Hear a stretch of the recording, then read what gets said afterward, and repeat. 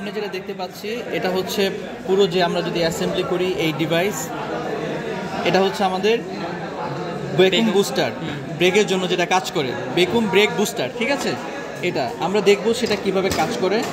আর আমাদের হাতে যেটা আছে এটা হচ্ছে ব্রেক মাস্টার সিলিন্ডার। ঠিক আছে, এখানে আমাদের এই দুইটা অংশে আমাদের ফ্লুইড রিজার্ভ হিসেবে উপরে থাকে, দেখা যাচ্ছে ট্যাঙ্ক থাকে। এখান থেকে আমাদের যে একটা সিলিন্ডার থাকে ওইখানে ফ্লুইডটা যায়, এখানে একটা ট্যাঙ্ক থাকে, এই মানে ট্যাঙ্কের একটা ইনপুট থাকে, এখানে আমাদের ফ্লুইডটা যায়। আর আমাদের হাতে যেটা আছে এটা হচ্ছে আমাদের হুইল সিলিন্ডার। হুইল সিলিন্ডার এটা হচ্ছে আমাদের ইনপুট। ঠিক আছে, আর হচ্ছে আমাদের এটা হচ্ছে আমাদের এয়ার ব্লিডিং করার জন্য, এটা আমরা পরে দেখব। এখানে আমাদের দুইটা সিলিন্ডার আছে, একটা সিলিন্ডার এদিকে যায় আর একটা সিলিন্ডার মাঝখানে ফ্লুইডের চাপে একটা সিলিন্ডার এদিকে প্রেশার দেয়, আরেকটা এদিকে প্রেশার দেয়, হচ্ছে আমাদের ব্রেক শুকে প্রেশারটা দেয়। হ্যাঁ, আর এটা হচ্ছে ড্রাম ব্রেকের জন্য আমরা দেখতেছি। পরবর্তীতে আমরা ডিস্ক ব্রেকের কথাও আলোচনা করব। আচ্ছা, এখন আমরা এই বুস্টারটাকে, বেকুম বুস্টারটাকে আমরা ডিসঅ্যাসেম্বলি করেছি। এখন দেখি কিভাবে কাজ করে। আমাদের এই যে আমাদের ইটা আছে, স্প্রিংটা আছে এখানে থাকে, এটা হচ্ছে আমাদের ডায়াফ্রাম। ঠিক আছে, ডায়াফ্রামটা এখানে থাকে। এখানে আমাদের এই যে পুশ রড যেটা, এটা এখানে থাকে। এখন আপনি দেখেন ঠিক মতো আসতেছে কিনা। এই যে এভাবে থাকে, হ্যাঁ, পুশ রড, হ্যাঁ, এভাবে থাকে। এখন দেখেন আমাদের এই সামনে ফাঁকা জায়গা না, এই যে এই ফাঁকা জায়গা থাকে না, এইভাবে অনেক ফাঁকা জায়গা। এখন পিছনেও কিন্তু ফাঁকা জায়গা থাকে, এই যে এই অংশে বোঝা যায় না, যে এই অংশেও ফাঁকা জায়গা থাকে। এখন এখানে তো বাতাস থাকে, তাই না? এই দেখেন ফাঁকা জায়গা আছে না, এখানে বাতাস আছে। আমাদের যখন এটার এই যে পাইপটা দেখতে পাচ্ছি, এটা কানেকশন থাকে বেকুম চেম্বারের সাথে, বেকুম চেম্বারের কানেকশন থাকে বেকুম পাম্পের সাথে। বেকুম পাম্প যখন টান দিবে বেকুম চেম্বার হয়ে এই বাতাসটা কিন্তু এদিক দিয়ে বের হয়ে চলে যাবে। এখন এই অংশের যে বাতাসটা আছে এটা কীভাবে বের হবে? এই যে ফাঁকা জায়গা আছে না, এই দিক দিয়ে বের হয় বাতাসটা, এভাবে এখানে বেকুম তৈরি হয়। এখন আমরা যখন ব্রেক প্যাডেলে চাপ দিব, তখন এই ব্রেক প্যাডেলের চাপে এটা প্রেসার দেওয়াতে এই যে এই জায়গাটা আছে না, বন্ধ হয়ে যাবে।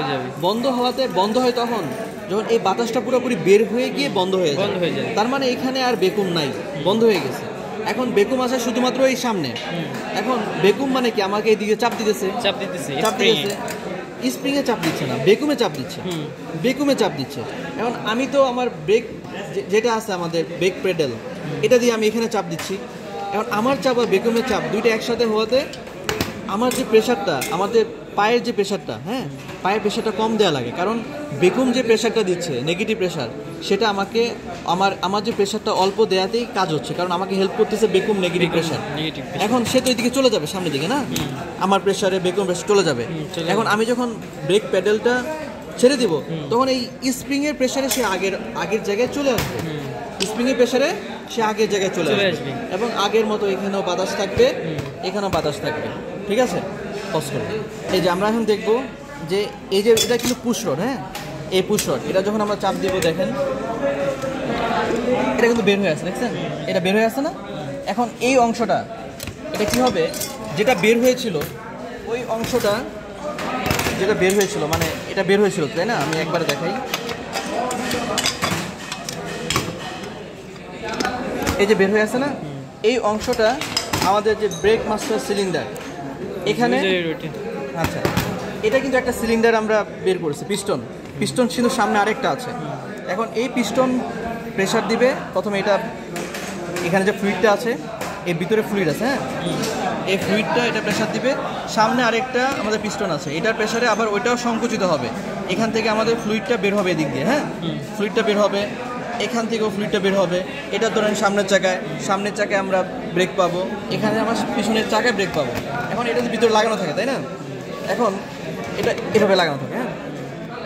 এখন আমাদের এই যে পুশ রড, এটাকে প্রেশার দিবে, এটা প্রেশার দেওয়াতে আমাদের ফ্লুইডটা সামনের দিকে যাবে। আমাদের এইটা প্রেশারে এখানে যে পিস্টনটা আছে, পিস্টনটা সামনের দিকে যাবে। আর এখানে তো ফ্লুইড আছেই, ফ্লুইড প্রেশার দিবে, আমাদের আউটপুট এটা আর এটা যাবে।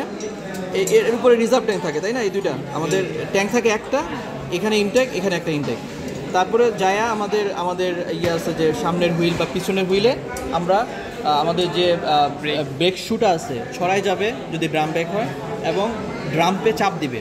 আর যদি আমাদের হয় কি বলে ডিস ব্রেক হয়, ডিস ব্রেকে আমাদের ওই ডিসটাকে আমাদের কি করে, আমাদের যে ডিসটা আছে ওইখানে আমাদের ব্রেক প্যাডেল আছে, ব্রেক প্যাডেল চাপ দিয়ে ধরবে হবে, ঠিক আছে, ওইখানেও চাপ দেয়।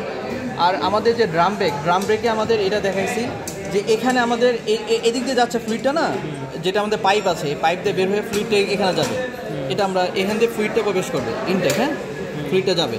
এখন ফ্লুইডটা গিয়ে এখানে পিস্টন এদিকে যাবে, একটা এদিকে যাবে, এখানে গিয়ে আমাদের কি আছে ওইখানে যে ব্রেক শুটা আছে, ব্রেক শুটা ড্রাম ব্রেকের দিকে ছড়াই দিবে, আটকে যাবে। আর এটা হচ্ছে আমাদের এয়ার ব্লিডিং করবো কিভাবে, আমাদের পাইপ লাইনে বাতাস আছে কিনা ওই বাতাসটা বের করার জন্য আমরা এটাকে একটু ঢিলা দিব, স্ক্রুটা, এটা বেঞ্জো বোল্টের মতো, হ্যাঁ ঢিলা দিব। যখন আমরা ব্রেকটা প্রেসার করব, ফ্লুইডটা এদিক দিয়ে বের হবে, বাতাস বের হয়ে ফ্লুইডটা যখন এদিক দিয়ে বের হওয়া শুরু করবে অল্প অল্প করে, তখন বুঝবো যে আমাদের বাতাস আর নেই, তখন আবার টাইট দিয়ে আমরা লাগাই দিব, তাহলে আর ফ্লুইডটা আমাদের বের হবে না। ঠিক আছে, পজ করো।